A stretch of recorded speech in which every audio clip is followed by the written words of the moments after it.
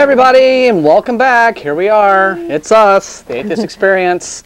We are live, Mother's Day 2002. Hi, Happy Mom. Mother's Day, everybody. Always wanted to say that. Here we I'll be are. saying it late, but Yeah, whatever. Well, this show is sponsored by Atheist Community of Austin, a non-profit educational organization promoting positive atheism and the separation of church and state. ACA holds weekly meetings every Sunday morning at the Hot Jumbo Bagel Shop, 307 West 5th Street, downtown between Guadalupe and Lavaca, except for the first Sunday of each month when we have our lecture series in the Longhorn Room of First Cafeteria at North Cross Mall. Our next lecture, we still don't know who that's going to be. No, we're not sure need to yet. Line somebody up for that. Although Charles was talking about getting his professor. I don't know if that's true. if that's official yet, but anyway. Well, we'll be We'll sure. find out. You'll hear it here first, as soon as we know. And I know that we have a speaker lined up for August, Okay. but not Good. for June or July. So. Okay. is that the one by Janet? Uh-huh. Okay. Oh, No, there's the NLP guy. So Oh, we're gonna be that's doing right. that, unless Okay. that's been canceled. Okay. So. Okay. Anyway, so that's the first Sunday in June will be our next yeah, lecture series. interesting. That's fun, brunch and good times. Anyway, Godless Gamers meets every Monday night, 7 o'clock p.m. at the home of Jeff D. and Manda. And ACA Happy Hour takes place Thursday evenings at about 7:30-ish, 8-ish, what have you, at Antonio's Tex-Mex near the intersection of I-35 and Highway 183. That's a fun evening meeting for folks who can't make the Sunday morning stuff. That Just would look be, for the neon. That would be. The What else? flashing neon that circles the building. It's pretty Yeah. neon-y, isn't it? Yeah, and the whole building is painted the color of queso. Yeah. I mean, it is. It's so it just gets it. What's your appetite before you've even entered the parking lot?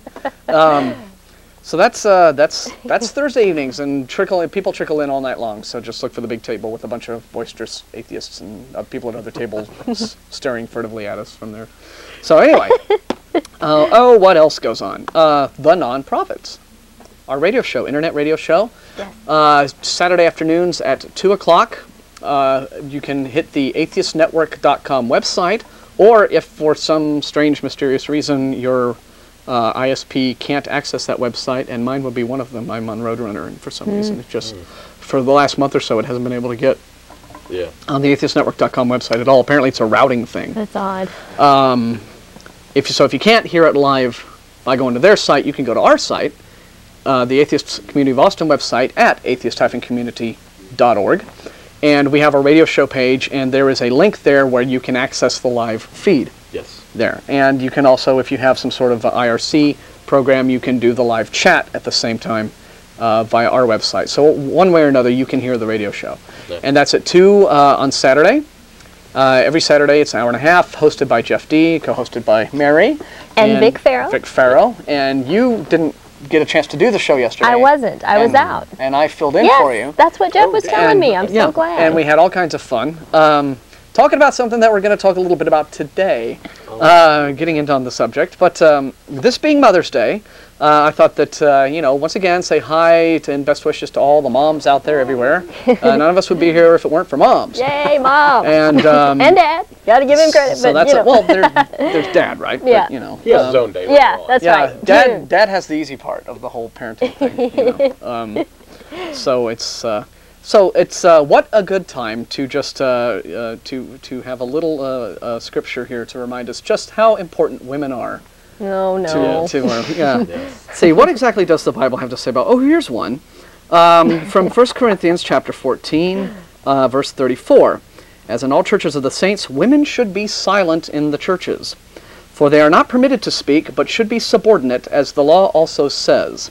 If there is anything they desire to know, let them ask their husbands at home, for it is shameful for a woman to speak in church. And, here's another one. Let's see what else we can get here. Where's this one? From Ephesians chapter 5. Here it is. Wives, be subject to your husbands as you are to the Lord. For the husband is the head of the wife, just as Christ is the head of the church, the body of which he is the Savior. Just as the church is subject to Christ, so also wives ought to be in everything to their husbands. Well, isn't that some progressive thinking? So, yeah, so what a good time to remind everybody exactly where women stand in How much we appreciate them. in well, By making sure they kowtow to me. Yeah. Right. So, and a great opportunity to just maybe encourage all self-respecting, intelligent women out there to, rethink the value of these despicable superstitions. And hey, and it's not just the Bible that preaches this nonsense. It's not, is it? It's not. And okay, here's what's interesting too: is that we all know that just because you believe in God, it doesn't mean you would take the Bible literally for that particular passage, but it does make you kind of wonder about the people who do.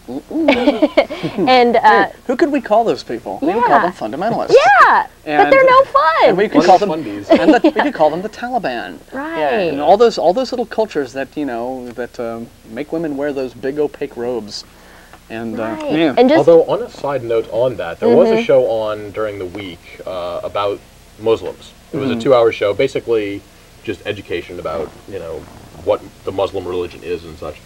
And they did go into a little bit about the burqas and the scarves and everything like that. And the only thing that they covered with that is that this isn't oppressing to women. But they didn't go into it to absolutely any depth. Yeah, not letting women show their faces in public isn't oppressive in the least. Of course not. I couldn't understand this. The whole show was mostly, this was valid, but it was mostly about how Muslims are more persecuted in the U.S., especially since September 11th. well, a lot of women, a lot of Muslim women who you would ask would say, I don't feel, repressed by wearing the veil. But again, if that's all you know, it kind of begs the question, would you feel that way if someone told you that if you had not been forced to wear it most of your life? If you knew any better. So I don't know. And despite whatever increased persecution Muslim Americans may be experiencing in the wake of 9/11, still, the least popular thing to be in the United States of America is an unbeliever. Okay? I mean, it's just, it doesn't matter. I mean, theism itself still has such cachet in the minds of the public, this whole idea that you got to have an invisible friend to be a good person at all, that even in the most recent survey that was taken, which was well past, after 9/11, public attitudes towards Muslims were still considerably more positive and favorable than they were towards atheists. I actually had that really survey last week as a piece of news, but we didn't get to it. I think the positive people who reported that, atheists, they're positive towards atheists, was 13%. The number that was positive towards people who aren't religious was like 50%. So kind of a little difference there, but subtle, but it's definitely there. If you're not religious, if you don't go to church, half the country thinks you're okay. If you say you don't go to church because you don't believe it, then you're really down at the bottom. Yeah, I just need to sneeze there. Oh, that passed. Well, I mentioned that there's a tie-in to the passage you just read within the Bible, and actually this particular news story, which I'll get to in a moment. I don't want to, preempt announcements. Or do you have more? I don't really think so. Okay. Other than just to let everybody know about our lovely website at atheist-community.org. And we have our voicemail at 371-2911. So you can call in with comments, questions. And on our website, right there, it is, we have several mailing lists, internet mailing lists that people can sign up to. And one of these is the Ask an Atheist list, which believers are allowed to sign up onto for the purpose of asking us questions. Yes. And we've had debates with a few folks off and on this list, and it's often, not often, but when it gets active, it can be even more active than our own list where we just talk to each other. So that's a lot of fun. And our final announcement, just before we let Mary get into the news, is the access station, the building here. They are rewiring everything, apparently. Ordinarily, this is a live call-in television show. Today it will not be. Sorry, we can't take your calls. There's nothing we can do about it. It's just technical problems beyond our control. sometimes this happens. However, please don't let that discourage you from continuing to watch, because we have a lot of interesting stuff that we're going to get into today. And if something really, say heats you up that much, you can find directions to the studio. Oh,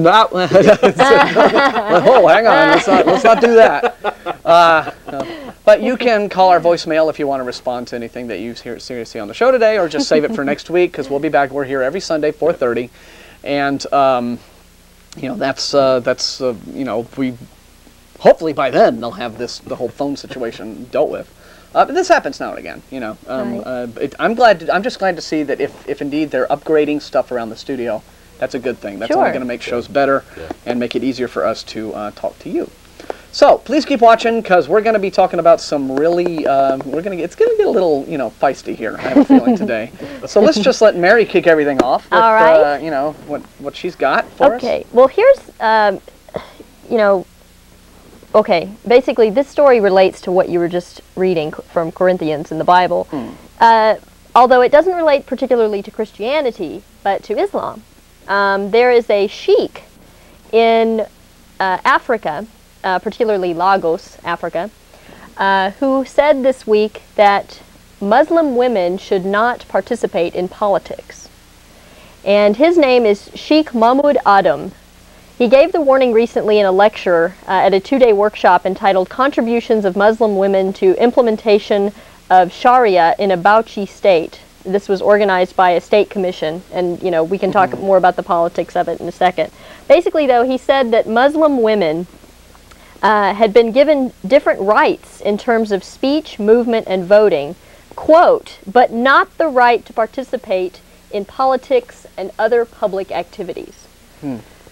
So, you know, yeah, we don't want those women coming in and messing Well, this is still up. this is still the culture, right? I mean, where a man, correct me if I'm wrong, is allowed to divorce his wife simply by walking into any public area and shouting, "I divorce thee," 3 times.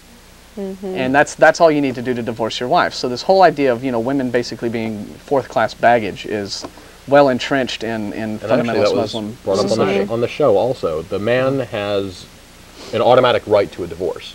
And if he wants a divorce, he's got it. If the woman wants a divorce, she actually has to go to court and prove that something was done to deserve a divorce. And so they had a couple women on there last night that were fighting to get this, and they had to go through the courts, and, you know, if the guy doesn't want to show up, well, sorry. Well, you know? yeah. So, yeah. Well, progress just marches on, doesn't it? No, it really does. What else? Yeah, he stressed that the rights of men are different from women, hence the two cannot be equal. And, you know, I just really... specific? Does he refer to anything? He really... That's circular well, they're reasoning, taking... if you ever heard I it. know, they're taking excerpts from his speech, so... In a sense, I guess, to be fair, you know, we don't have the entire text of his comments. But, you know, basically it's clear that this guy, you know, feels that women have no right to participate in politics, you know, or any kind of, you know, government or, you know, religious participation whatsoever. So essentially it just harkens back to, you know, the quote that Martin read from Corinthians, you know, essentially saying that if you're a woman, you have no rights. Yeah, you're second class. You're second-class citizen. Yeah. So, really, I don't even know if you could call someone a citizen if they can't participate in politics. Well, again, you have to wonder at precisely what it is that encourages this sort of system to be implemented in the first place, and it's this patriarchal form of religion. Okay, it's this idea of this all-powerful deity who is male in gender. And so we're just going to now translate that whole idea to, you know... Men in general. Yeah, life on Earth. God, man. So that's how you get these attitudes that allow for oppressive ideas in society to become entrenched and actually even accepted. You know, when you can refer in any way to some sort of divine authority, and we'll get into that in more detail in a minute. We have a book here that we're going to critique. Pardon me. Well, I tell you, I'm having all sorts of... sorry. Too much... Yeah. Well, never mind. Yeah, no, it's all building up inside me. It's got to come out. Yeah, this is when you a divine authority that you can use to justify these kinds of things. Then it becomes, you know, just accepted that certain types of people are better than other types of people, just by virtue of what type of person you are, whether it's based upon gender or class or race or what have you. And these attitudes have gone unquestioned for so very long, and there's still many, many parts in the world in which they aren't being questioned, they haven't been questioned, right. or they're only just now starting to be questioned, which means that, there's going to be a long, long, long way to go before, everyone just kind of, and it's still, I think, very much in evidence here, in this country where, there are a lot of folks, I bet if you backed them up against a wall, they would retreat back into these very traditional ideas of gender roles in society and the function of race, and who's really better or not better, or if the whole thing is even, you can even use that context to discuss one type of person being better than another type of person. It's so entrenched that, and it's because of, I think, largely the role religion has played in formulating people's attitudes about civil rights and human dignity. So. That's unfortunate because, again, just because you're religious, it doesn't mean that you believe women ought to be, persecuted or considered second-class citizens. But at the same time, you've got to wonder if there are people in your religion espousing these viewpoints, it seems that to a rational person, that would make you question the very basic tenets of what you believe. So, I don't know. Or not. I don't know. What people will do is when people who are very devout believers, when they confront something that, takes a real chink out of the armor of that belief, this massive exercise in rationalization kicks into gear. It's this defense mechanism. Well, maybe, the God is doing this because of this reason and that reason, and this is why, why trials occur, why God allows bad things to happen, anything that confronts a believer with potentially very strong disconfirming evidence of the belief system, you find that they're, circling the wagons is the policy that, kicks into play.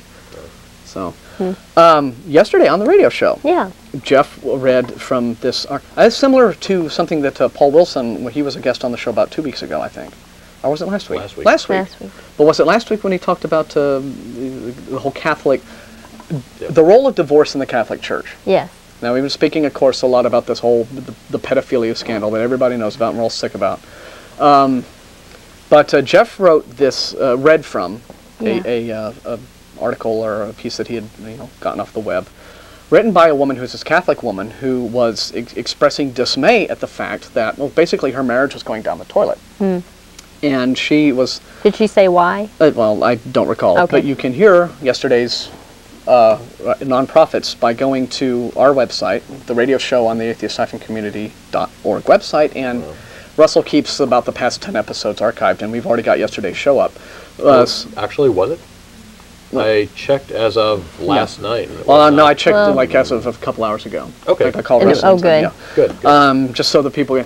Jeff read from this piece written by this Catholic woman who was talking, and she was just amazed at the idea about how under the Catholic Church, if she is divorced, right, and she is, it doesn't get recognized, okay, and if she remarries, right, okay, after having divorced her ex-husband, if she marries another guy, according to the Church, that will be an adulterous sin, right? She'll be committing adultery. What? That's not an actual marriage. Yeah. Because you can't be married again. And her children from her previous marriage, that she got divorced from, would suddenly be illegitimate. No, children with a new... Oh, with the new marriage would be illegitimate. I'm sorry. Well, yes. Whatever. Because they were out of wedlock. So. Yeah. So, no, they were from an adulterous union. Is what it was. Okay. Yeah. And according to the way the Roman Catholic Church, itemizes all of its sin, right? And this sin, okay, of like getting divorced, marrying another guy, having a new family, would put her on a plane of hell, right? That she can, or from that it's an unforgivable thing, right? Really? Whereas, that's a mortal sin. Whereas, okay, now I may be fuzzy on the deal, but if you can listen to yesterday's radio show. Whereas these pedophile priests, okay, can redeem themselves. They just say, "Oops, I did a bad thing. Yeah. Sorry." Hey, they can redeem. I've got that story too. The pedophile priests can redeem themselves. Yeah. But a woman in the Catholic Church who divorces her husband, marries again, and has new children, That is an unpardonable sin. No, wait a minute. Because no, she's done a worse thing than these priests boning altar boys in the confessional. This can't be. Well, evidently it is. Okay, wait a minute though. Yeah. Let me ask a clarifying question. Okay, because we've all worked with folks who are Catholic and they have been divorced and they get remarried, and to my knowledge, I've never heard anybody tell me, you know, my marriage is considered adulterous because I am divorced and I remarried. Yeah. Well, I don't know. Now, I mean, I'm not denying the story. I'm just... Yeah. And this can also go back to what does the Grand High Poobah in the church say? That would be the Pope. Yeah. And what does the common Joe on the street say? Because again, the Bible says you have to stone your kids. Yeah, you're right. But 100% of Christians just say, that's... But apparently, this is not a biblical thing. That's an interpretation. Yeah, this it's isn't. It's an interpretation problem. Yeah, this is but this isn't. This whole thing that I just discussed. This apparently isn't biblical. This is like the Catholic Church, making stuff up, setting the rules, right, for Catholics around the world, right? So they're not going to back it up. No, I mean, I'm sure that to them, they would be able to point to Scripture and say, well, this is where we get this from. But of course, that's what you can do with Scripture, isn't it? Right? You can point to anything in there and say, I've decided that I'm going to do this. Draw whatever you want out of flip. Book. Yeah, it's the big book of multiple choice. But so this is what, and again, if we want to be clear on the details, we're going to listen to yesterday's radio show.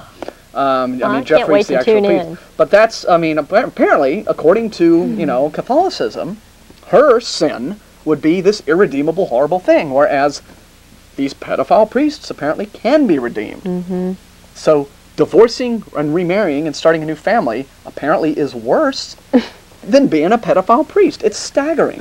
It's like, they're there to, the whole institution exists to protect itself, perpetuate itself, like any of these religious institutions that have existed. The Catholic Church has been much better at it, okay? They're just because they're so, big and, around the world. And they have played such a massive role, in a very damaging, massive role in human history. That's so they can pretty much get away with this crap, and it's despicable. Yeah. Anyway, let's read it all. Okay. Speaking of, I have actually a segue. Here's the proof. If you believe what you read, this is this is a informational source from the UK. It's the newspaper The Guardian Unlimited. Basically, abuser priests are going to Mexico, of all places, for sanctuary. Why? Sanctuary. Because of the very point you were making just now. Basically, there's a wonderful lead here, and I do want to get to it in just a second. But basically, the story is about a particular priest, Father Lucas Galvan. And as the reporter's interviewing him, he's talking about the fact that he's just a kid at heart, and he's a very amiable guy. And the reporter, gives you the sense that he is a very amiable man because the bookcase behind him has toy cars and Star Wars figures. But then the reporter asks him about allegations stemming from 1989, in which he was accused of molesting an 11-year-old girl. And he did plead guilty to fondling her. He was put on probation for 2 years. He settled a suit with the diocese for $90,000. And 13 years later, he did various things, but essentially what he did was he ended up in Mexico because... The church transferred him there? Yes, okay. Essentially. Right. There are a lot more details, of course, that I'm skipping over. But basically, again, this is Father Lucas Galvan. He says that his heart, again, this is the accused pedophile, actually convicted pedophile, who said that his heart goes out to Boston priests involved in the pedophile scandal now shaking the U.S. Catholic Church. He says, and this is a quote, this is very frightening, but I'll go ahead and read it. The situation here, let's see, sorry, I'm reading the wrong quote. He said, quote, "I thought I was the worst person in the world, thought I wasn't worthy to be a priest, but they," meaning the Catholic Church, "persuaded me to stay. They said, you made a big mistake, but you can be a good priest." and the church made a frickin' bigger mistake by keeping this slob on. There it is. I mean, that's, you know, this is what is outrageous about this whole thing. You know, they have spent centuries, right, establishing themselves, again, the Vatican, as the moral authority, okay, over everyone, right? Okay, I mean, and remember, for centuries, like right up until, you know, for centuries, Catholicism was all that Christianity was. Okay, until the Protestant Reformation, there was only Catholicism. All right, so we have this whole centuries-long history of, you know, the Vatican claiming its moral authority, and then you hear something like this: oh well, one of our own, okay, made a big goof, but it's okay. He can still be, you know, we'll keep him on. He can still be a good priest, even though he did this ghastly thing. Here's another one. Here's a quote from the first one. This is what I like. This is just so. This is just the beautiful writing. It's a great example. Right? Yeah. This is a great example of a wonderful lead from a news story. But the writer, this is the reporter.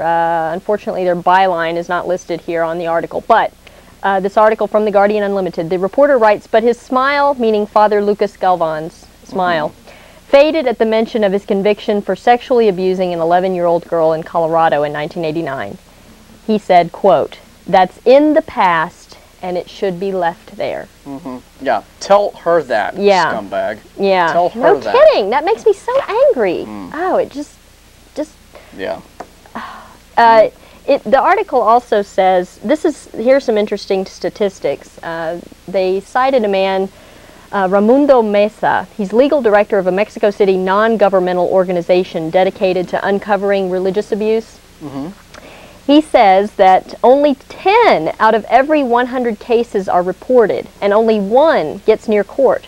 He estimates that 30% of Mexico's 14,000 priests have been involved in some kind of sexual misconduct, ranging from harassment of nuns wow, to mass pedophilia. And what was that percentage again? Let's see. Only 10 out of every 100 cases are reported, and only 1 gets near court. 30% of Mexico's 14,000 priests. 30%. Almost 1 in 3. Yeah. Yes, indeed. Yeah. That's 4,200 priests. 4,200 priests. Wow. It's disturbing, and yes, it is. I also wanted to mention why this is happening. Now, but quickly, okay, go ahead. We're not, because there's probably people sitting at home, we're not sitting here, it amazes me that people will still think we're sitting here bashing priests by reporting this stuff. No. Okay? It isn't bashing, okay, when there is criminal activity going on and you're condemning the people who are conducting the criminal activity. You know? This has been allowed to go on because there is an infrastructure in place designed to protect these people. You said it, and I'm so glad you mentioned that, because as a matter of fact,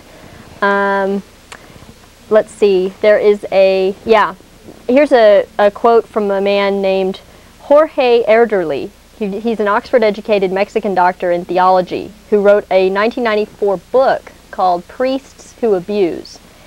And he says, this is really essentially what you just said, but this is how he sums it up. He says, quote, "The situation here and in much of Latin America is much worse than in the U.S.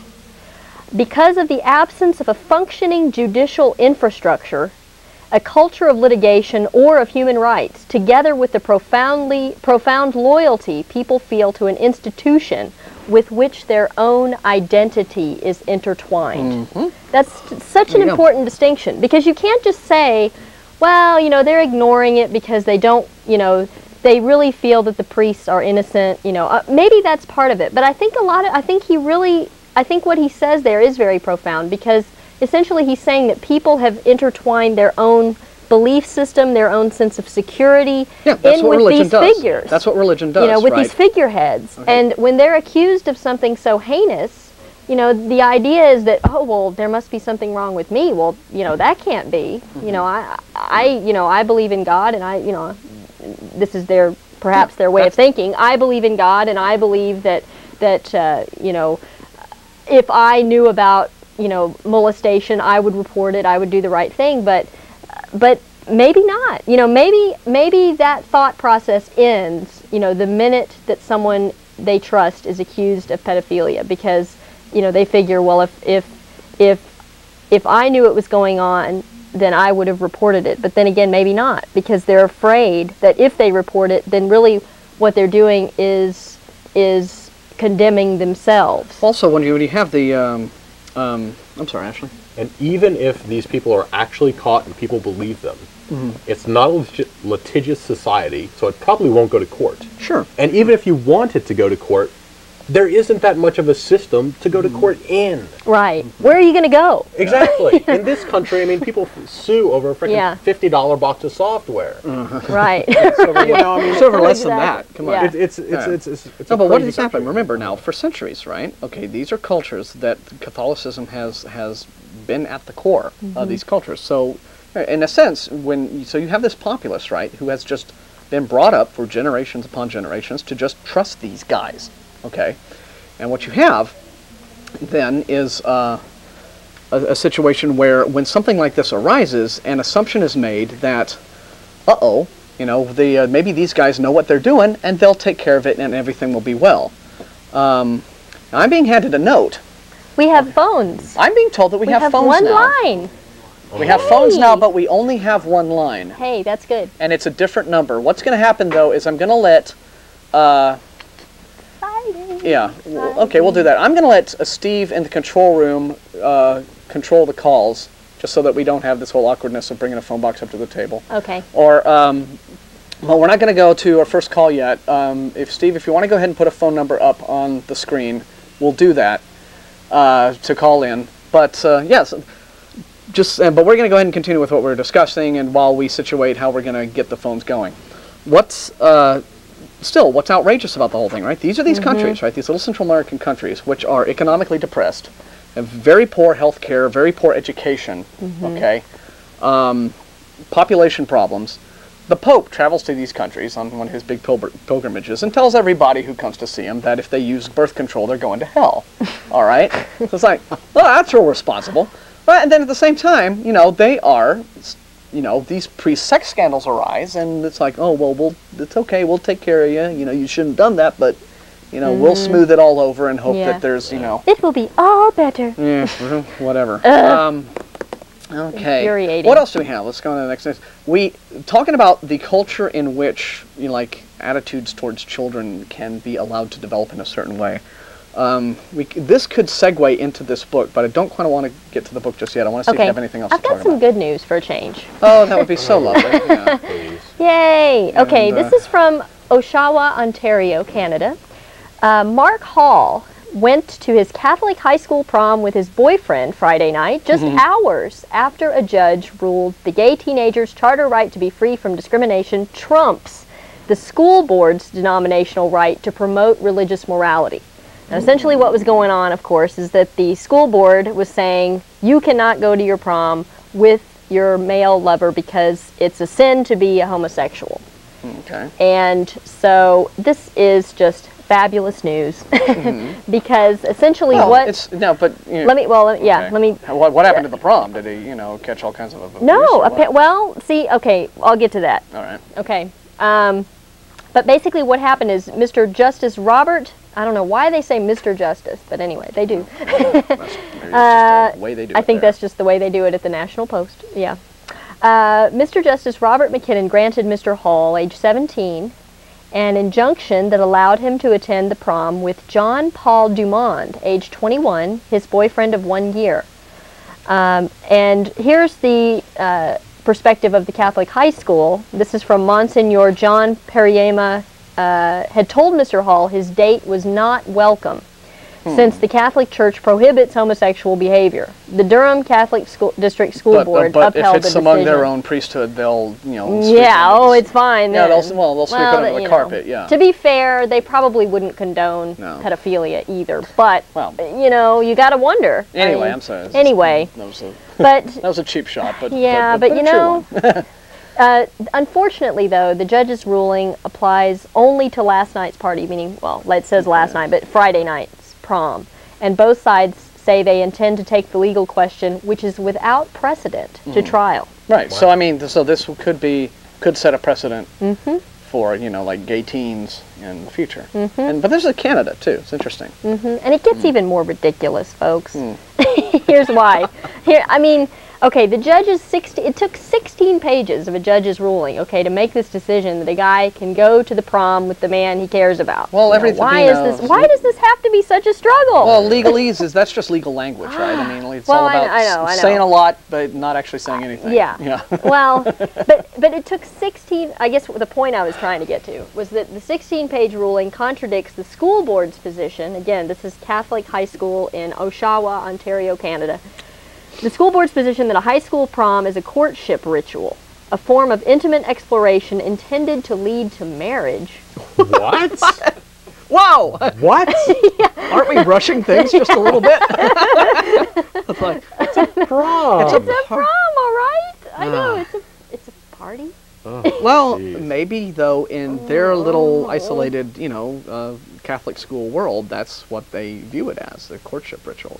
Any form of dating, you know, is a form of but this whole idea that you can just, but you know, jumping all the way to say that this is going to lead to marriage it's is jumping the gun just a little bit. You know, I mean, yes, dating is dating. It could lead something else, but I mean, come on, high school dating, I hardly think is. Well, this goes back to, right, I mean, old traditional what did people used to do in centuries past, right? You know, you would.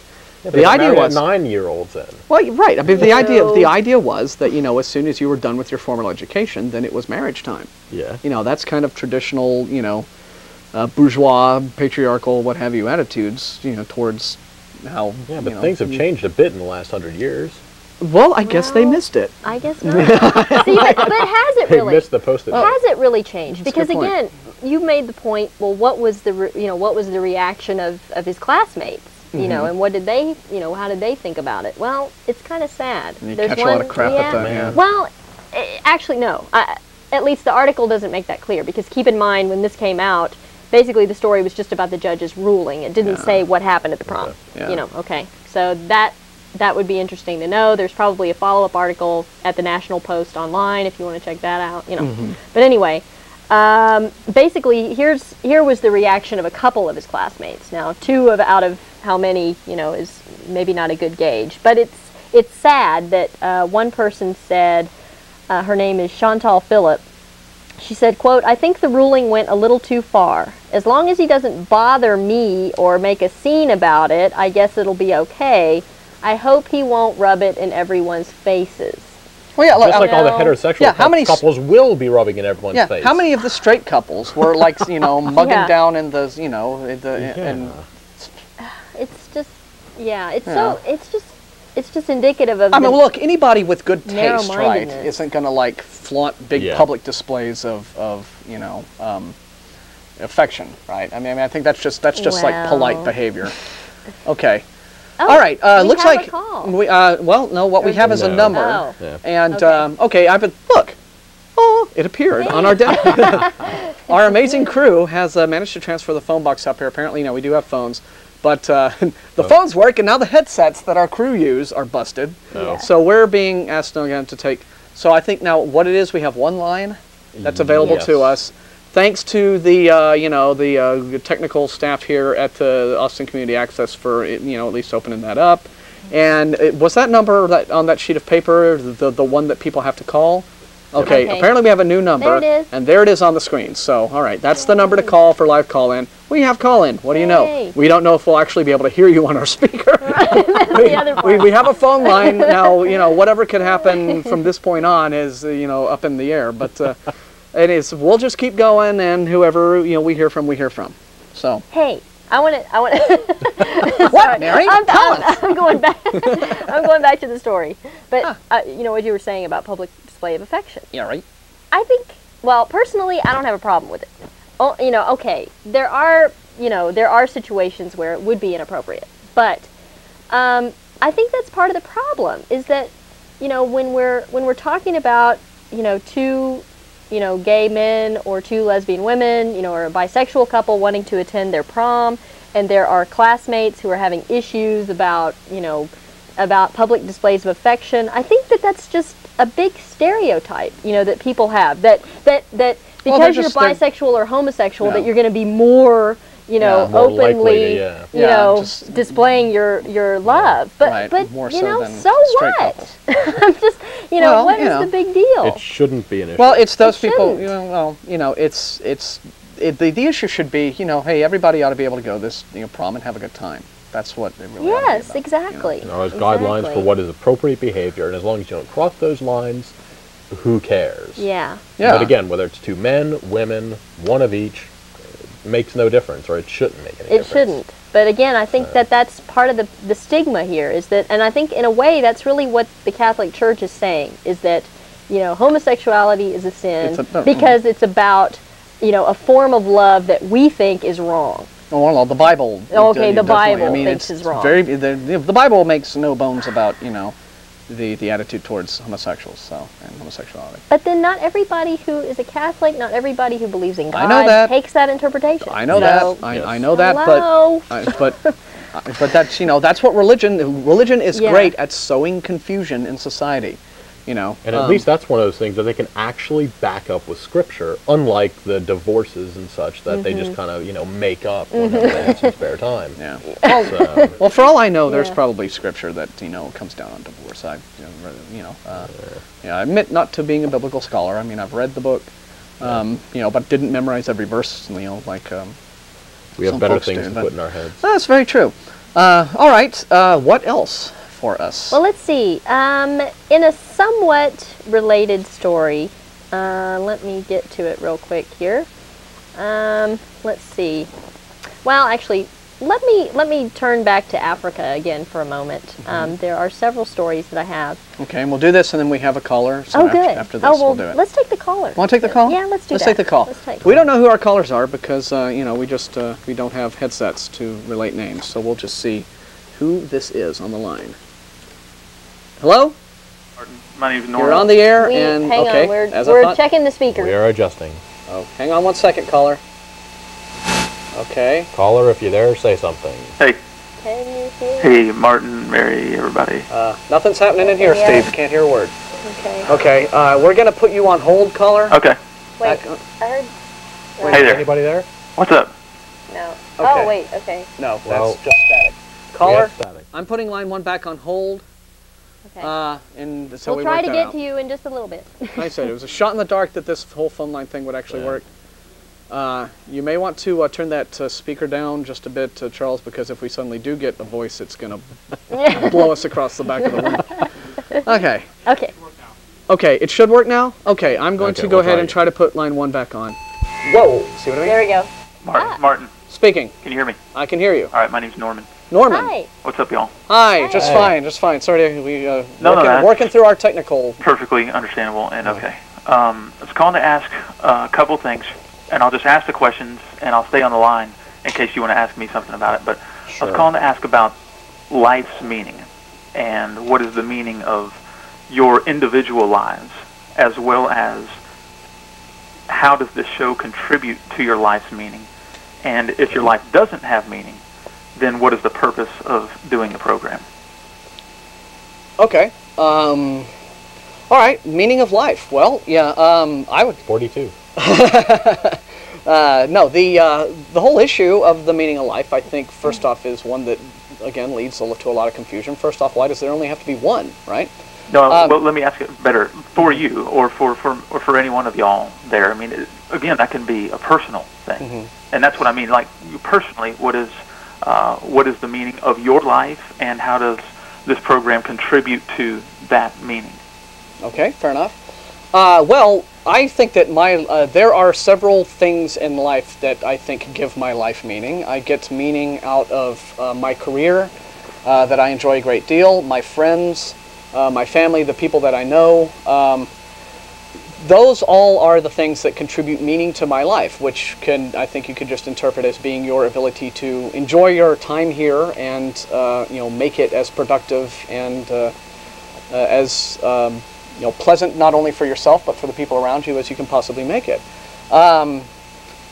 This show, in terms of how does this contribute to the meaning of my life? Well, I don't know that I don't do the show necessarily for that purpose, but I would have to say that I am a person who is very concerned about what facts are and what the truth is.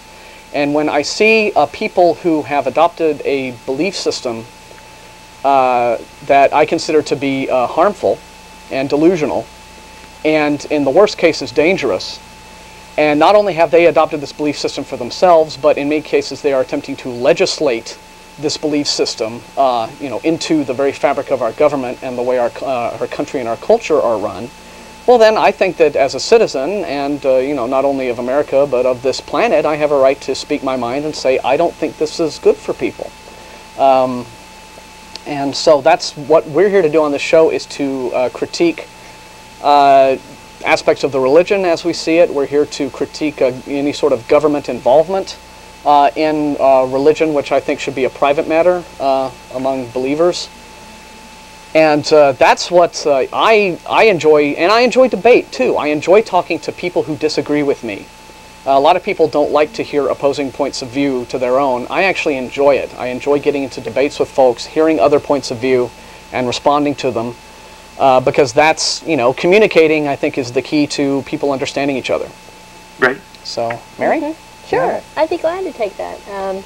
As far as what is the meaning of life, I mean, I don't know that there is just one meaning, but for me personally, I think that, or at least I hope, that as I live my life, I can help people along the way, in some way, even if it's just the little things every day. I hope that I can, be a productive citizen, contribute to, the greater good of humanity.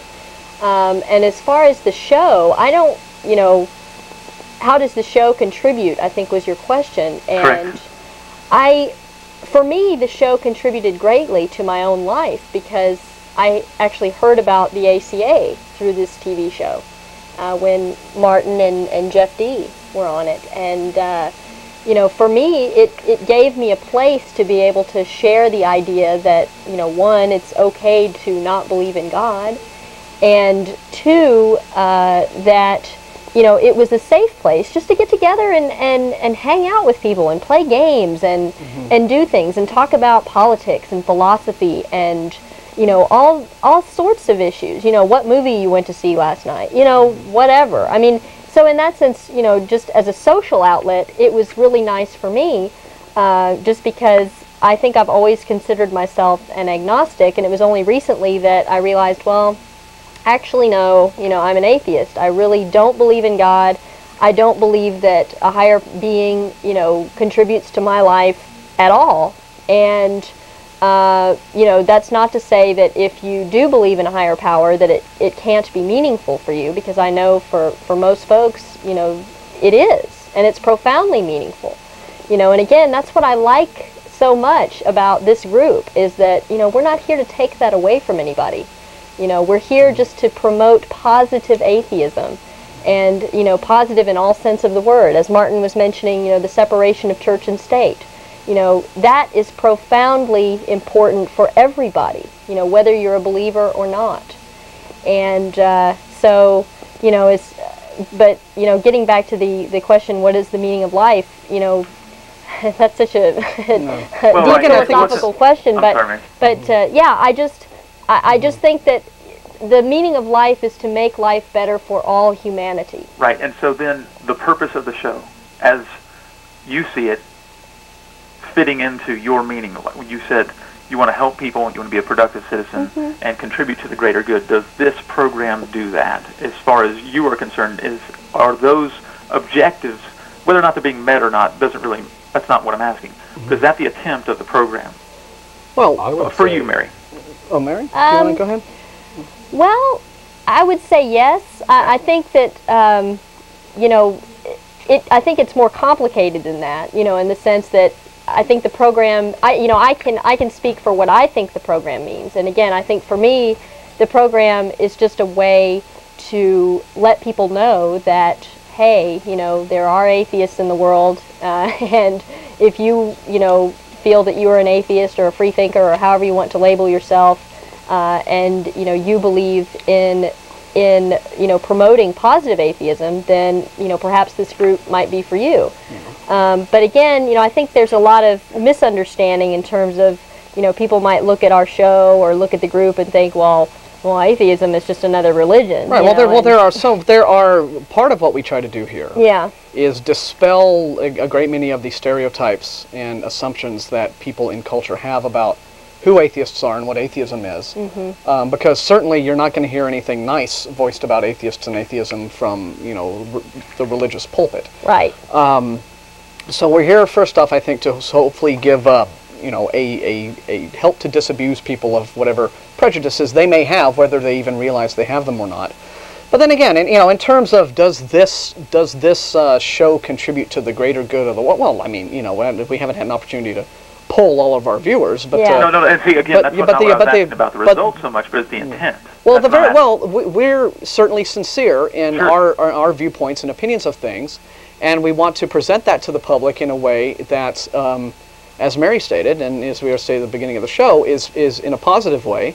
And we provide, when they work, phone services, for guys like yourself. We get a great many calls from people of not only Christianity but other faiths who have questions about us, because many people haven't even had the opportunity to speak to an actual atheist and hear what it is, why it is that people might have criticisms of these long-standing religious traditions and what those criticisms might be. A lot of people haven't even heard what atheists think, and it's only by the best way to, I think, formulate your own ideas about things is to be able to engage in free and open debate.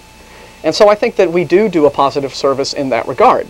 It's up to those who view the show whether or not they think we succeed at that. Yeah. Sure. And going back to a meaning of life, I think both of them brought up that friends have a big part in that. Yeah. Indeed. A lot of the people in this group that are very good friends of mine, and a lot of them have come to the group through the show.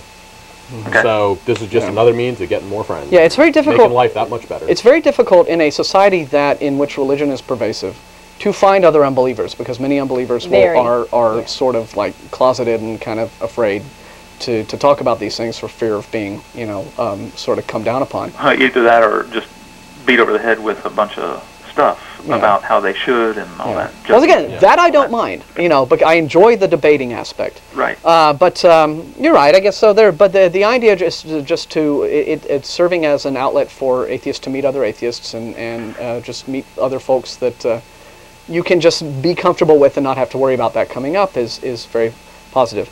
But finally, the last thing I want to say about the meaning of life, though, is that I'd very much like for people to examine and question the whole notion that life needs to have a meaning that is externally imposed upon it.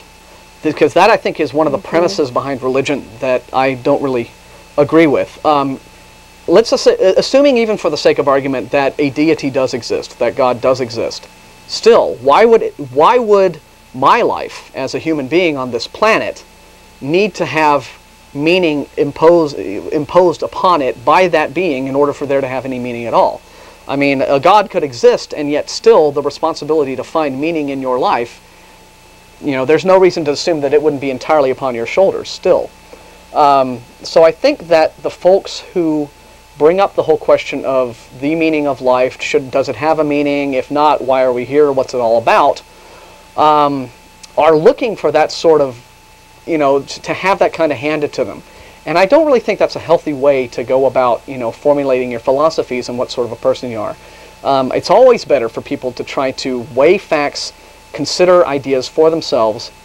I just really don't see what sort of meaning you could have that's just given to you. If it's given to you, I've always thought that something that's earned is far more meaningful than something that you just get handed to you. And so, in that regard, the meaning of life, it's just like money, right? I mean, somebody could just give you lots and lots of money and go, well, thanks, Right. But, I mean, depending on what sort of character you have, I mean, is that money, is that or that success or whatever you have, does it really mean as much if you to have it handed to it? Or if you really had to work for it and earn it and figure out how to achieve that success just by your own skills and your own wits. Let me just ask you this. Okay, go. Let me just ask you this real quick, and then I'll let y'all go. Sure. When you said something to the effect of when you see people believing in when they have a belief system that you consider to be dangerous. Correct. I feel like, and correct me if I'm wrong, but that's part of the reason why you're doing this show, is to help show someone how what they believe might be dangerous? Is that fair to say? Because I'm again, what I'm striving to try to understand is the purpose for the program as it fits into your own individual lives. Okay. Do you understand what I'm asking? Sure. Can I take that one? Yeah, sure. Go ahead, Mary. Okay. I think I understand. And yeah, as far as for me, how it fits into my life is that, quite honestly, until I knew about the ACA and knew about this show, you know, I felt quite afraid, you know, to come out and tell people that I'm an atheist, just because it's not a cool thing to do. I mean, you know, in terms of if you tell somebody who's Christian generally, or somebody who doesn't share your particular viewpoint. And it's not to say that, you know, anybody has ever been nasty to me or anything because I've said I'm an atheist, but that was the fear. Sure. And so I think that what this show does is to just let people know, hey, if you don't believe in God, it's okay. You're okay. You're still a worthy person. And people can discuss these issues, and you know, in a public forum. Yeah. And you know, and have it be, you know, and have good, productive discussion and debate. You know, it doesn't have to be, you know, the whole idea, and it's, you know, an opportunity to voice an opinion that's not popular, and again, you know, sort of disabuse folks of any prejudices they might have, that, you know, not having any sort of religious faith makes you a particular kind of person. Yeah. You know, and usually a bad person, and that's clearly not true. So, and again, I want to stress too that you know, atheism is not a religion. I think that's a pretty common misconception, and you know, it's a philosophical stance. Exactly. It's a critical. Atheism is a critical examination of religion, and it's, you know, that's the term religion implies some sort of like practice or belief. All that it means to be an atheist is that you don't believe in God. Right. And to an extent, if you wanted to, you know, really get into the whole etymology of the thing, everyone in the world, to some degree, you know, is an atheist in regards to some God. Right. There are hundreds of thousands of gods of tens of thousands of religions all throughout human history. Okay, I mean, the Hindus alone have thousands and thousands of gods, right? You know, if a Christian, if Pat Robertson were to hop into a time machine and beam himself back to ancient Egypt and walk around their culture not believing in any of the Egyptian pantheon, well, then to them, you know, he'd be an atheist because he doesn't believe in their gods. Christians are essentially atheists in regards to all of the gods that they don't believe in, and except for the one that they do. And even Jerry Falwell saying, well, I don't believe in Allah. Well, that makes him an atheist to Allah. Yeah, and so as far as a Muslim is concerned, you know, he is an atheist. You know, he's an infidel, an unbeliever. Right. So, and that's one aspect of religion that I consider to be harmful and dangerous, is that what it does is it divides people into factions. And particularly the monotheistic religions have sort of at their core this whole idea that all of you in this club are okay, but everyone else isn't. You know, the whole otherness of people who aren't part of the faith, aren't part of the fold, and that is divisive. And so if someone changed their mind as a result of listening to your program and watching, if someone changed their mind, would that be a good thing? Say, for instance, if they held a belief system that was how you perceive to be dangerous, if they changed their mind, would you consider that to be a positive thing? Well, let me just stress. So again, the purpose of the show is so that we can communicate, just to the public in general, what atheism is, and how we think about stuff as atheists, and we let them call us up and debate us.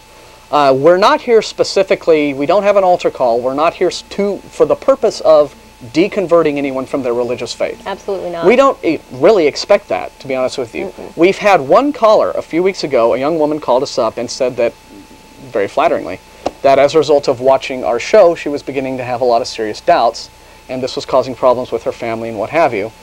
And that's fine, that's all well and good, but we don't expect it. We're just here to discuss and debate and express, you know, what our viewpoints are. Most of us enjoy debating just for the sake of debating. When I go into it, I rarely, if ever, expect to convert the other person to my view. Right. Whether that be political, religious, or Mac versus PC. I don't expect to convert anybody. That's a big one. Yeah. That will get you in heat. Yeah. But regardless, I enjoy the debate, and I enjoy hearing other people's views and analyzing them and letting them hear my views. I don't expect to convert any Christians, but I enjoy. So you like the sport of it, then? Well, no, it's not really. It's not so much sports. Okay, but if it's not sport, then it has to have an end, and I'm curious as to what that end is. Well, obviously, okay. The end like is. Hang on, Norman. Enjoyment and education. Well, yeah. Okay. The end is that we hope that people watch the show, listen to what our point of view is, talk with us, and at the very least come away with at least some different ideas about what atheism is, hopefully having been disabused of doubtless what many prejudices are that have been fed to them by their religious leaders. So in that regard, and yes, we do want people to understand what we're saying. You know, whether, you know, we don't have the magic power of mind control to deconvert anybody from a belief or philosophical system that they have committed themselves to. Right. But at the very least, if people want to call us up and discuss things with us, we hope that they come away with, at the very least, an understanding. Yeah. Great. So that's the end. Martin, Mary, and I missed the other guy's name. That's Ashley. Ashton. All right. Thanks, guys. We appreciate Thanks, your call, Norman. Norman, All right. very Thanks much. for And Bye. call back anytime. Okay. Well, what an intelligent, well-spoken fellow. See, now that's why we're here. is Yes. We want to talk to people about Very you know much what so. they believe and just lively discourse. That's Okay. what it's all about. Let's go ahead, since we only have a half hour left, and we'll may get another caller. I would like to discuss a little, on Mother's Day, what a Yes. perfect opportunity. Now, Hi, Mom, if you just tuned in. now we're going to get some more callers lined up, probably, but so we only have the one line, so you're going to hear traffic jams, and if we don't get to you today, try calling us back next week. But the whole issue of religion being harmful, because I know that, you know, Norman I could sort of hear his, you know, when I asked that, and so that, you know, and a lot of Christians who call us up are startled to hear that we might feel that way about what their beliefs do or don't do, and, you know, and how could it possibly be that this would be harmful in any way?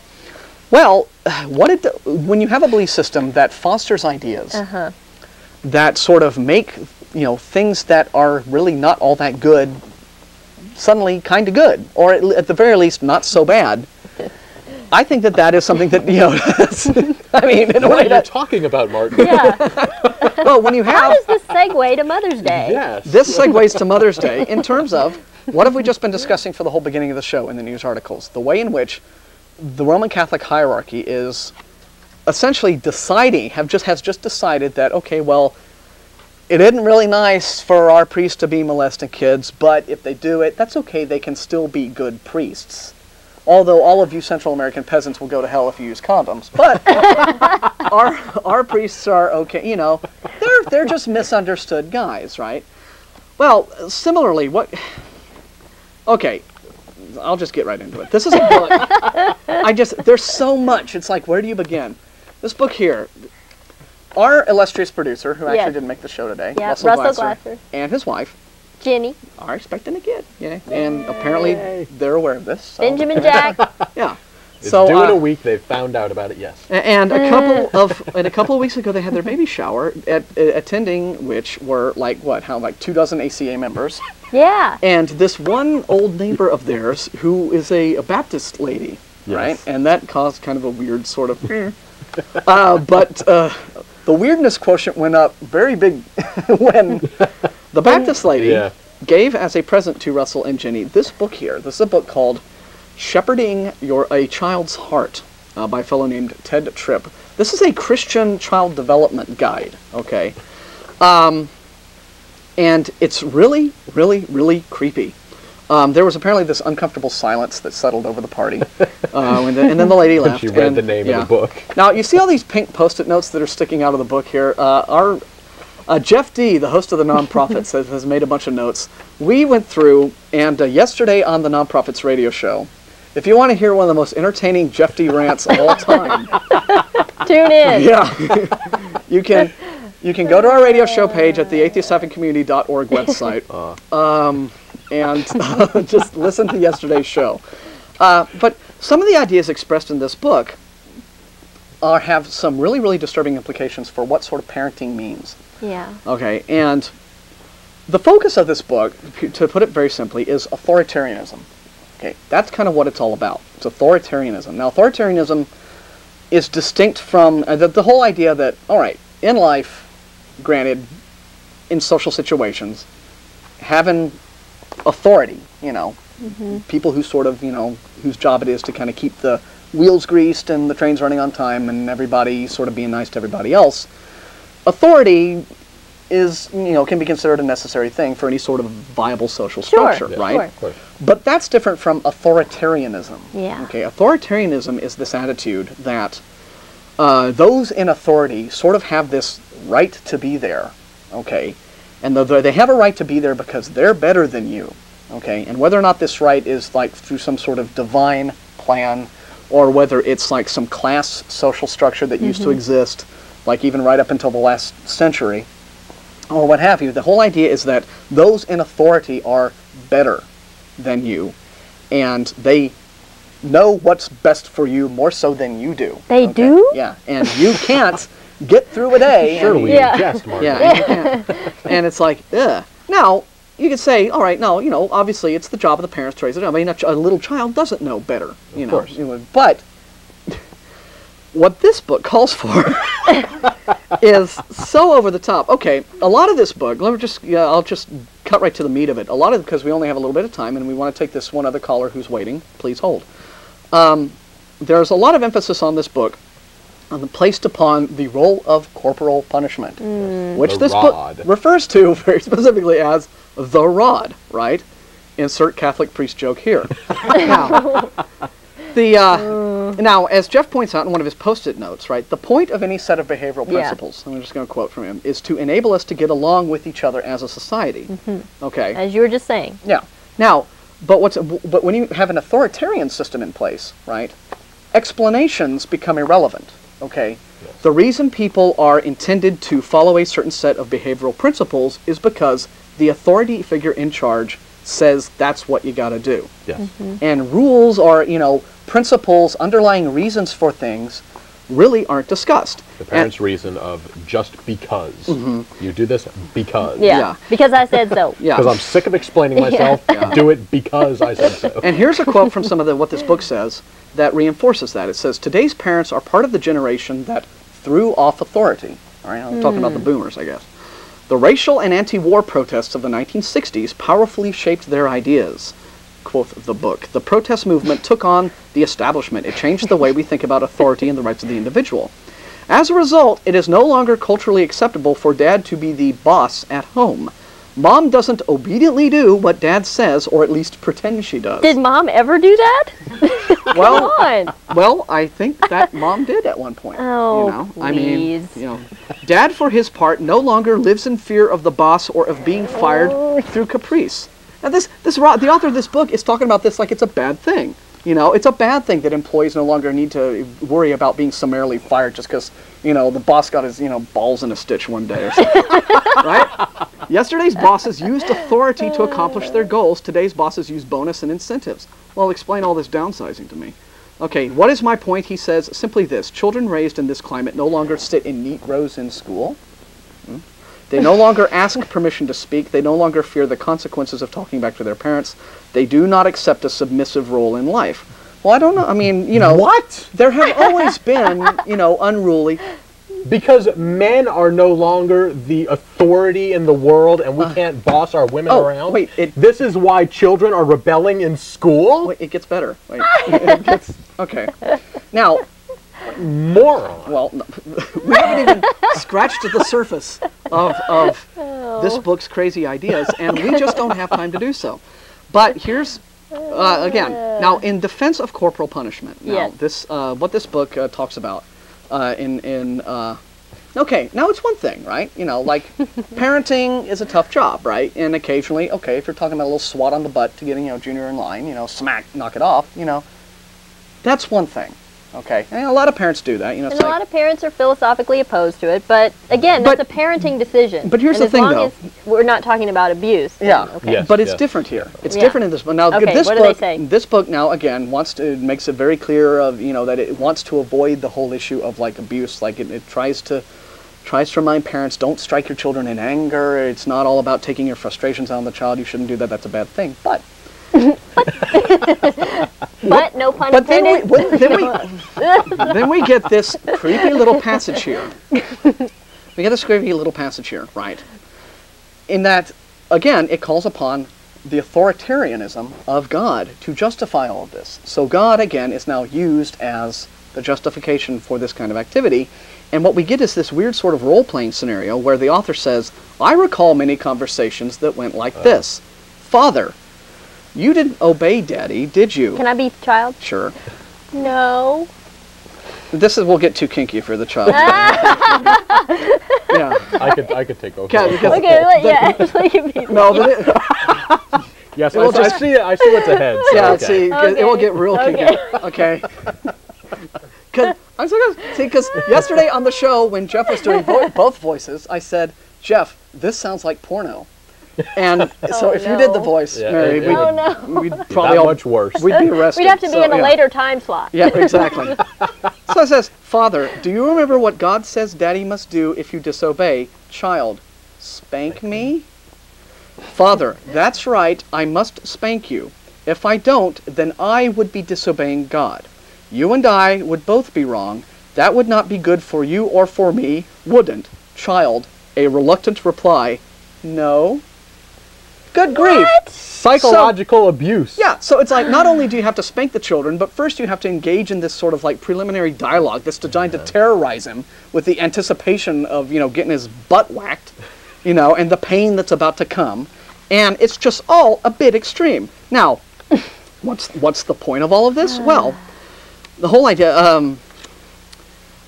here we go. Well, I'll get to it. The rationale behind the rod. Here's a whole section in this chapter where he describes, Nick, a friend from church, and his girlfriend Angela were visiting for a Sunday afternoon. During our meal, one of our sons was disobedient. I took him to a private room upstairs to discipline him. What's he going to do with him? Angela inquired. Probably spank him, my wife responded matter-of-factly. At that moment, my son's cry could be heard upstairs. Angela went running from the house in a state of great agitation. What was her problem? She did not understand spanking biblically, so she felt offended and concerned about what to her appeared to be parental cruelty. Her attitude was not unusual. What happened to that rod and thy staff? They comfort me. When she's running, screaming from the room. No, it's enough porno for this show. Oh yeah, later time. Well, here's the thing. This gets back to, what is the nature of the child's most basic need, okay? If children are born ethically and morally neutral, then they do not need correction, they need direction. They do not need discipline, they need instruction. But, children are not born morally and ethically neutral, according to this book. The Bible teaches that the heart is, quote, deceitful and desperately wicked. That's from Jeremiah. The child's problem is not an information deficit. His problem is that he is a sinner. There are things within the heart of the sweetest little baby that, allowed to blossom and grow to fruition, will bring about eventual destruction. Yikes. Okay, so right here in this book, okay, so Ted Tripp says, okay, that children do bad things not because they haven't been educated yet, just because they're little babies. No, they're evil. Everybody is born innately evil. And they need the discipline of God through his, divine spanking, to be corrected. Oh. So again, parenting is not about direction, it's about correction. It is not about instruction, it's about discipline. And that's all it's about. He says the rod functions in this context. It is addressed to needs within the child. And let's see. And finally, just in the back here, just to, we'll just bring the full horror of what this is all about to a close. Again, reinforcing the authoritarian nature of this belief system, and I think the innate, we've already gotten to the misanthropy of it too, right? Mm-hmm. I mean, this belief system hates people, okay? Well, all people are bad. Yeah. All people are bad, and it's only by being through divine correction. Yeah. Okay, that's right. Even the sweet little, and I had an email exchange with a young woman who kind of like reinforced this whole sort of groupthink that a lot of these fundamentalist Christians have, which is where she was referring to the innate sinfulness of human beings, and used her 6-month-old niece as an example. Yeah, she's like, well, she's so selfish and she's always grabbing stuff and da-da-da-da. And she thought that this was an evidence of the child's sinful nature. And I just told her, you should be ashamed of yourself for saying this. This is despicable, I mean, children are trying to learn about the world around them. That's why they're all out crawling around and put things in their mouths, and that's what, Yeah, but they don't get this, right? They don't understand like these basic ideas about learning, okay? Right. It's all about you're born bad, and the purpose in life is to be corrected from the bad way you were born to being a good Christian. Here we go. Just final thing. He says, the fear of the Lord. Here's the last paragraph, okay? The first, he has these foundations of life that you all need to adhere to, okay? And one of them is the fear of the Lord. And he says something, and this is when now we're getting into teenagers when they get into the rebellious years, right? Okay. He says, make it a point to read through the Old Testament's major and minor prophets with your children during their teen years. Your children are a part of a contemporary evangelical culture that suffers from a low view of God. Reading the prophets confronts you with the holy God who is awesome and prepared to hold his people to account. Get this, I have talked to my teens about the need for a bumper sticker to counterbalance the popular, quote, smile, God loves you. This one would say, tremble, God is a consuming fire. What? You think I'm making this up, right? Okay. And just finally, just, you know, unlike a real book on child development, okay, this does not have any sort of bibliography. There's no bibliography in the back. There is no research cited. There are no references to, you know, any sort of papers that have been published. You know, anything that, you know, no actual doctors were consulted. Okay, what is there in the back of this book? There is a 3-page scripture index. And that's it for bibliographical references. That's all it is. And this is a big justification. These ideas in this book are the kind of ideas that allow a system to come into play where you can justify doing what a lot of these pedophile priests have been doing and saying, oh, well, you know, God wants this for some weird reason. I mean, you know, I mean, Shanley is, now, I don't know, again, you know, not all Catholic priests do this, and I'm sure that there's probably quite a lot of Christians who heard what maybe, I hope there are, who heard what I was reading from this book and went, that's vile. I would hope so. But I mean, but I know that Shanley, like, you know, when he had his little victims, right, he would tell them these creepy things to scare them into, like, you know, not talking about it to anyone. And doubtless he used the whole authoritarianism of his position as a priest, and then God looking down on all of this and, you know, having his reasons, you know, and if you want to subjugate people, you can use divine authority in any way, shape, or form. Because going back to that little dialogue in there, not only is God watching over every single move you make, minute to minute in your life, but he is a consuming fire. Now, it's a blueprint for neurosis, is what it is. I mean, what could make a person more neurotic than from childhood having this belief system? Having this nervous tick. There's this all-powerful voyeur peeking in on you 24/7, and if you do one thing that steps out of line, he will consume you with his fire. God, burn you for all eternity in a lake of fire. Yeah, Here, I want to get rid of this. Wait, It's horrible. so it's gonna like face hug me like an alien or something. So much for that. So needless to say, Russell and Ginny won't be consulting that book. Well, they will, as a good example of how not to do things. Well, yeah, and maybe they will. I mean, maybe they'll use it as a teaching tool for their children to say, this is something that's really sick and sinister that's out there that you're going to be bombarded with. And we're not going to be around to protect you all the time, you know, and you're going to experience a great deal of peer pressure as you know, as a result of the pervasiveness of these beliefs in our culture. We have a caller who's been patiently waiting for quite some time. David is on line 1. Let's see if we can get him on the air. David? Yes, hi, can you hear me? Yes, yes. Sorry to keep you waiting for so long, but we wanted to get through that segment. No problem, I was enjoying the segment. Thank you. Just wanted to bring to y'all's attention a news item I heard on NPR a couple of weeks ago that ties into the general discussion today about the Catholic Church and its relation toward women and authority. Apparently in Chile, I never could pronounce that correctly, divorce is illegal. It's the only country in South America where it's still just patently illegal. You can't do it. They were trying to pass a law to finally legalize divorce. The Catholic Church has been heavily laboring against this. They're the ones, you know, in many parts of South America, they have a lot of political power.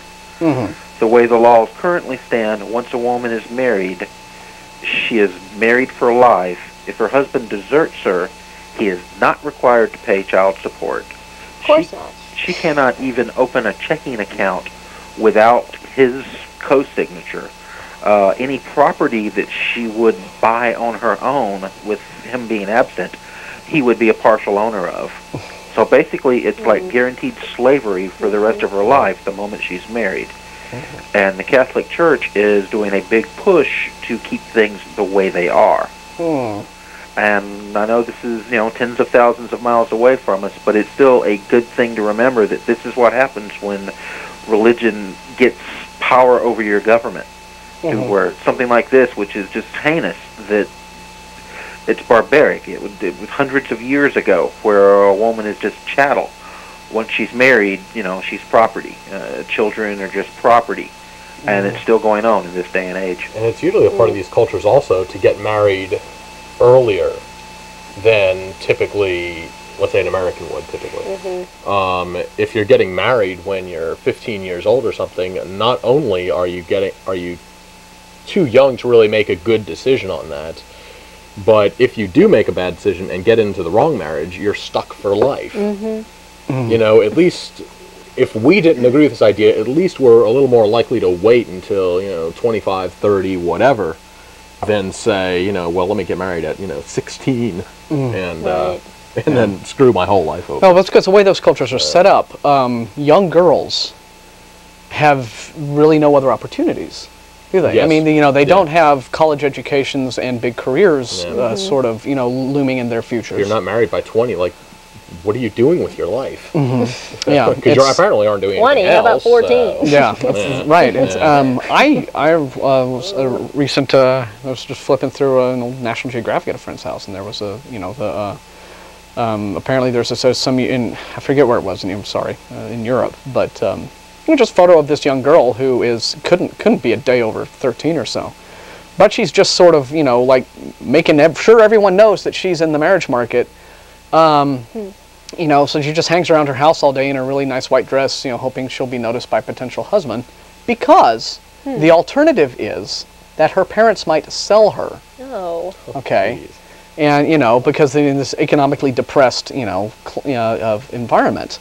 And so that's just bleakness all around, right? And so that any sort of marriage that she would get would be, in that case, that kind of would probably not be much better than what women have to live under in Chile. But then if there are an actual worse alternative, it's like it's the choice between something that's really, really, really, really bad and something that's really, really, really, really, really bad. And so at that point, it's what needs to be, I think, put into play are just, it's going to take a sea change, right, in just cultural ideas for these, kind of any sort of progressive ideas about human rights to take place. And somebody like David, you said, I think places like Chile are so far behind the curve that it could still be decades and if longer to catch up. It's David, really depressing. I'm glad you brought that up, David, because actually a good friend of mine, one of her friends is from Chile, and he actually came here back in the early 70s. He still has family in Chile, but anyway, the only place I'm going with this is I wonder if that's true for all women or if it's just true for women depending on your economic situation. I mean, I can't imagine that every single Chilean woman has no choice about whom she marries. I mean, maybe that's true. I mean, or that if she decides to get a divorce, that it's not really a divorce. It's just that Well, I think the news story said that it was actually illegal in in the laws of the country. Divorce did not exist. So I'm assuming that if you had a well-to-do family, then they would help support your children. But in the eyes of the law, you were still married to your husband. I see. Yeah, that would follow. Wow. But I just wanted to bring that to everybody's attention. And we appreciate maybe that. If sometime in the future the vote is near to occurring or might have already occurred, I haven't heard a follow-up on that, so I don't know if perhaps they were able to defeat it or not. But just enjoy the show, and thanks a lot. Well, we appreciate your watching, and thanks for waiting for so long. Have a good day. You take care. Okay. Let's see, just remind everybody, you're watching Atheist Experience. We are live. We only have about 5 minutes to go. Today is May 12th, 2002. And something Russell always wants me to bring up, and I always forget. If you're watching this show and it's not May 12th, 2002, well then guess what? We're not live. You're watching a taped episode. Please don't try to call us. We are taping our shows and putting them into rotation so that we can get some Atheist Experience reruns on at different times of the week, help spread the show around, let more folks know that we're out here. We appreciate all of our callers. We have 5 minutes to go. I think we'll be able to take one more call in that time. Mary, do you have anything else to sort of fill the gap while we're waiting? Let's see. Well, yes, actually, I do have some other stories. I'd like to do one that you pointed out. This is out of Madras, India. Oh, yeah, something lighthearted. A little lighthearted, yeah. The headline is, "Beware of the God. Village puts faith in deity." Yes, so they have actual signs on their fences for when the mailman comes in the gate. Beware of God. Yeah, all right. I'm sorry. Residents of a small village in southern India have so much faith in a local Hindu shrine dedicated to Lord Shiva, Muniyapsami, that all 132 houses in the hamlet have no doors. 132 houses, no doors in the whole town. Yeah. And so... Wow. Yeah, 132 houses in the hamlet have no doors. Okay, I'll bite. How do they get in and out of their houses? How do they do it? Yes. The villagers of... let me slow down on this pronunciation. Mitan Kulam, there we are. A coconut palm-fringed coastal village in the southern state of Tamil Nadu, say they have never heard of a single burglary being reported in their community. Well, Durhay. I mean, God. They have no doors. Do they have windows? I don't know. Like Marcel Marceau. Yeah. Oh, boy. They also believe that any resident who tries to put up a door or a tiled roof to his palm thatch house will incur the deity's wrath. So if you do put a door in, you'll get robbed. I guess so. Yeah, it says the Daily quoted a local elder as saying that a villager who started building a house using stone and with a door about 2 decades ago. 2 decades he did this. One morning found the unfinished construction had mysteriously collapsed. Okay. So a bunch of people in the night came out with sledgehammers and...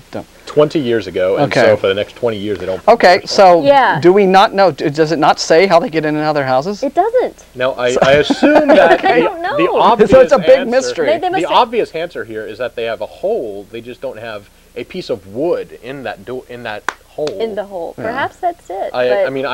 That's the only obvious... Wait a minute, no door or no tiled roof. Right. Okay, they have no doors. Really good weather. Well, okay, so they have no doors and no tiled roofs.